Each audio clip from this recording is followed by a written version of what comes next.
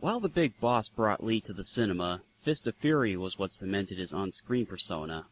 Again, it's a relatively simple tale about a martial artist who returns to his old training grounds during the Japanese occupation of China. There, he finds his teacher, real-life master Huo Yuanjia, has died of mysterious circumstances, and Lee's character goes on a quest for revenge. This is definitely the most uncomfortable of Lee's films, as it heavily embraces China's anti-Japanese sentiment.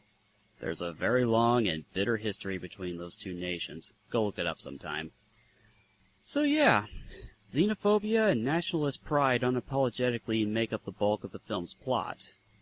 It got to the point where Lee himself actually clashed with the director and vowed to never work with him again. Lee was always a firm believer in tearing down walls and bringing people together. This film definitely went against that sentiment.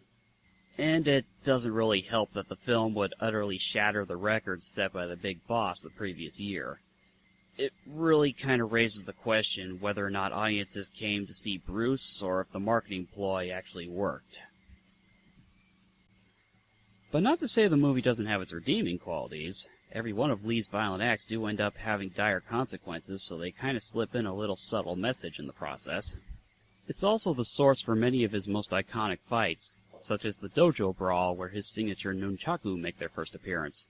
It was even an early gig for a little stuntman named Jackie Chan. So is it a good movie? Well, as a straightforward revenge tale, yes.